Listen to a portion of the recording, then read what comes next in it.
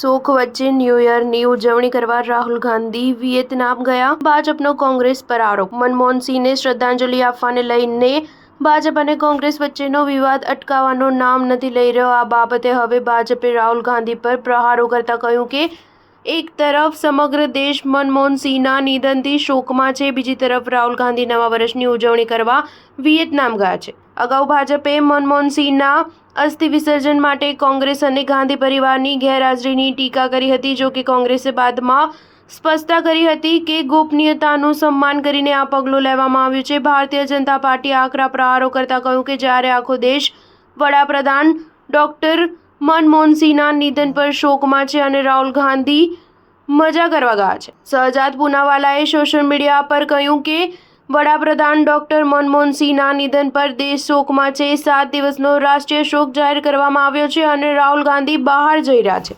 આ દર્શાવે છે કે કોંગ્રેસને ડોક્ટર મનમોહનસિંહની પરવા નથી. રાહુલ ગાંધીએ તેમના જીવનકાળ દરમિયાન મનમોહનસિંહનું અપમાન કર્યું અને અત્યારે પણ તેઓ એવું જ કરી રહ્યા છે.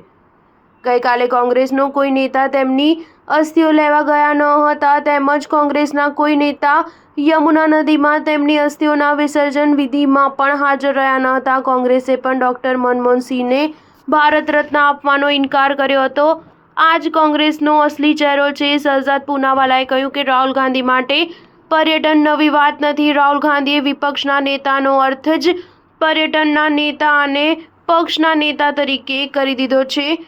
એવા સમયે જ્યારે દેશ ભૂતપૂર્વ વડાપ્રધાન મનમોહનસિંહના નિધનથી શોકમાં છે, ત્યારે રાહુલ ગાંધી પર્યટન અને પાર્ટી કરવા માટે નીકળી પડ્યા છે. આટલું જ નહીં, પરંતુ જ્યારે મુંબઈમાં 26/11નો હુમલો થયો ત્યારે પણ તેઓ આખી રાત પાર્ટી કરી રહ્યા હતા. તેમને ડોક્ટર મનમોહનસિંહના નિધનની ચિંતા નથી.